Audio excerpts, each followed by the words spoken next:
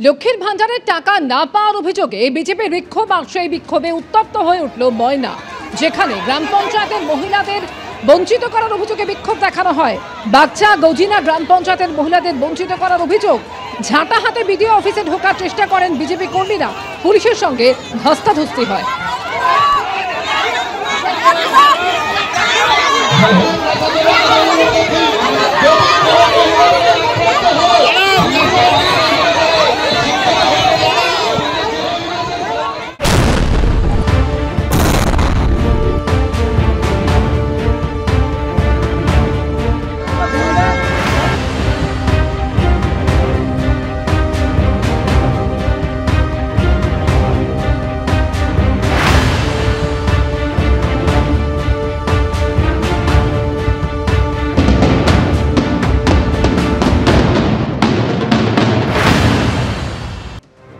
গতকাল রাজধানীতে লালকেল্লার সামনে যে ভয়াবহ বিস্ফোরণের ঘটনা ঘটেছে তাতে মৃতের সংখ্যা বেড়ে দাঁড়িয়েছে 12।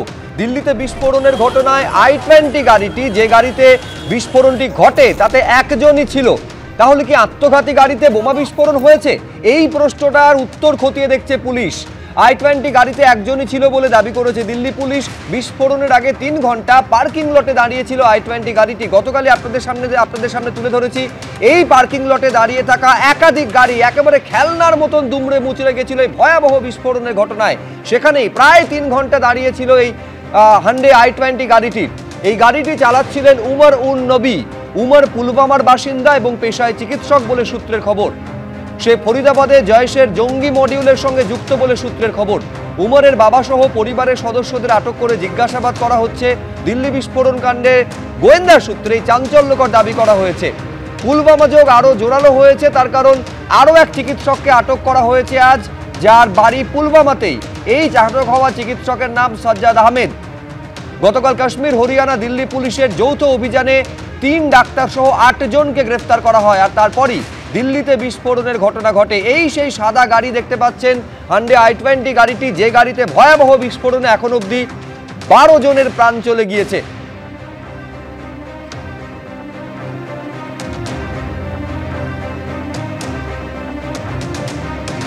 এবার যে পার্কিং লটে ভয়াবহ বিস্ফোরণের ঘটনাটি ঘটেছে, যেখানে দাঁড়িয়েছিল 3 ঘন্টা গাড়িটি, সেখানে পৌঁছে গেছিল এবিপি আনন্দ। আমাদের প্রতিনিধি ঘুরে দেখেছেন, পার্থপ্রতিম ঘোষ তুলে ধরেছেন সেই প্রতিবেদন, দেখুন।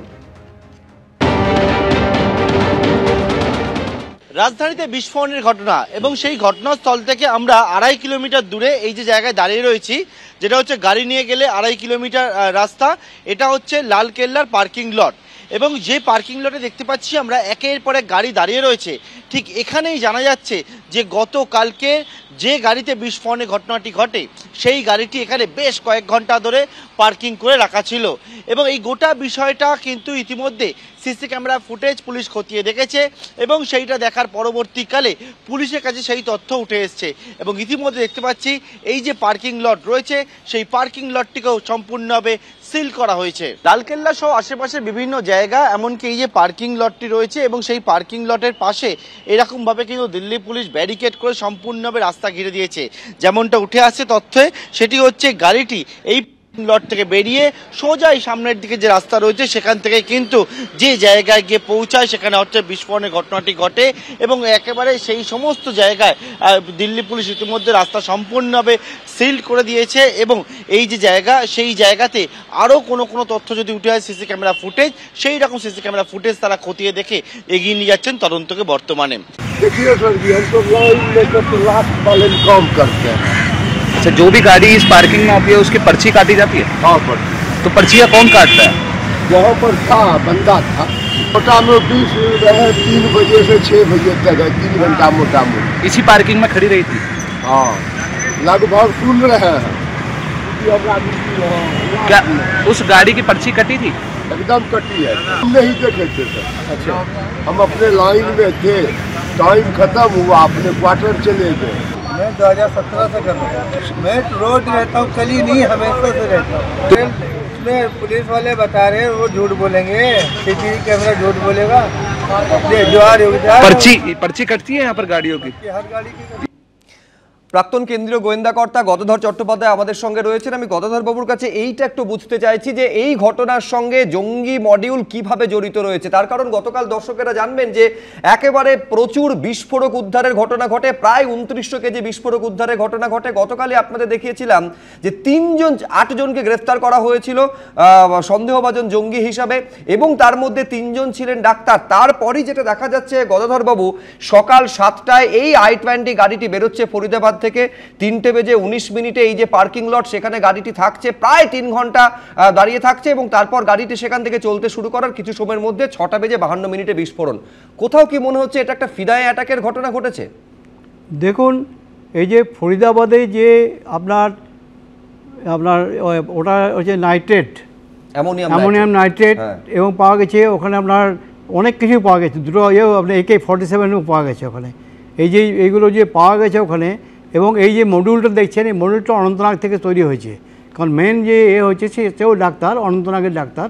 অনন্তনাগ, ফরিদপুর 3 জনকে অ্যারেস্ট করেছে পুলিশ। এবং আমার মনে হয় এই অ্যারেস্ট করার পরে এই যে যে যে আপনি যাকে এখন যে ধরেছে ড্রাইভার উমর, এ হয়তো কিছু এক্সপ্লোসিভ নিয়ে, এবং এক্সপ্লোসিভ এটা মনে হচ্ছে একদম আপনার RDX নয়, এটা নাইট্রেটই আছে পড়াশোনা, কারণ কালো ধোঁয়া বেরিয়েছে এখান থেকে। কিন্তু এগুলো আইডিগুলো নিয়ে হয়তো পালিয়ে হয়তো ওই পার্কিং লটে ছিল, কিন্তু কোনো কারণে এটা এক্সপ্লোড হয়ে যায়। কারণ এক্সপ্লোড হওয়ার জন্য যেটা দরকার সেটা ডিটোনেশন না থাকলে এক্সপ্লোড হবে না। এমনি যদি আপনি নাইট্রেটকে আপনি কোনো ফাটবে না, সেটা নিয়ে গেলে কিছু আপনি ডিটোনেটার দেওয়া মানে আইডি তৈরি করা ছিল কোনো জায়গায়, এরা তৈরি করছিল কিছু, সেগুলো নিয়ে পালাচ্ছিল হয়তো, কিংবা হয়তো ওই জায়গাতে বিস্ফোরণ করার জন্য যাচ্ছিল। এখন এটা ক্লিয়ার হয়নি, ক্লিয়ার হবে, কারণ ধরা পড়েছে, সাজ্জাদ আহমেদ ধরা পড়েছে। এই যে নেটওয়ার্কটা দেখছেন, এই যে একটা নেটওয়ার্ক, এটা হচ্ছে জৈশ-ই মহম্মদের নেটওয়ার্ক, এবং জৈশ-ই মহম্মদের এই নেটওয়ার্কটা যেটা করছিল, এর পিছনে কিন্তু আপনার রয়েছে ইন্টার সার্ভিস ইন্টেলিজেন্স পাকিস্তান। এবং এখন দেখছেন ইদানিং কাশ্মীরে অক্টোবর মাসে একটা মিটিং হয়, আপনারা যদি জানেন, অনেকেই জানেন, খবরটা অনেকেই জানে হয়তো, যে অক্টোবর মাসে হাই লেভেলে একটা মিটিং হয়েছিল আপনার পাকিস্তানে। সেখানে ISI চিফ, আর্মি চিফ এবং আদার যেগুলো যারা অপারেশনাল হেড তারা ওখানে থাকে, এবং তারা এই যে আমাদের যে অপারেশন সিন্দুর, এই সিন্দুরের এগেনস্টে কী করা যায় তার একটা ছক তৈরি করছিল। এই সিমিলার ছক তৈরি হয়েছিল 1993। যারা এই টেরোরিজম ডিল করে তারা জানেন যে ISI 1993-তে সিমিলার একটা মিটিং করে, সেই মিটিংয়ে 3টে ডিসিশন নিয়েছিল ওরা, যে একমাত্র কাশ্মীরকে লিবারেট করতে পারবে না। ওরা যেটা বলেছিল ISI, আমি যদি কোট অ্যান্ড কোট বলি, সেটা হচ্ছে যে কাশ্মীরিরা ভাত খেয়ে যুদ্ধ করা যায় না। যার জন্য প্রথম ওরা যারা গেস্ট মুজাহিদিন বা ফরেন মুজাহিদিনকে এই মিলিটারির সঙ্গে পাঠালো 93-তে। সেকেন্ড যেটা করেছিল, এই যে আপনার আইডিটা প্রথম আসে, এক্সপ্লোসিভটা প্রথম আসে 1993। থার্ড যেটা হয়েছিল যে শুধু কাশ্মীর নয়, আদার হিন্টারল্যান্ডে, অর্থাৎ ভারতবর্ষের চারদিকে ছড়িয়ে দাও। এখন যেটা হয়েছে সিমিলার প্যাটার্নও তৈরি করছিল। এবং আপনি দেখবেন যে কাশ্মীরে এখন দেখবেন যে রেড অ্যালার্ট চলছে, কাশ্মীরে এখন প্রচণ্ড সার্চ অপারেশন চলছে, কারণ প্রচুর ওরা একে ঢুকিয়েছে অলরেডি। কারণ এই সিজনটা, এই শীত পড়ে যাবে, বারামুল্লা সেক্টর বন্ধ হয়ে যাবে, গুড়াই সেক্টর দিয়ে যাওয়া ওঠা যাবে না, এবং অনেক কাশ্মীরি ঘর ছেড়ে দিয়ে তারা চলে যায় শীতকালে অন্য জায়গায়, ঘরগুলো ফাঁকা পেয়ে যায়। এর সময় হাইড আউটের অভাব হয় না। এই সুযোগে ওরা নাশকতার ছক করছিল।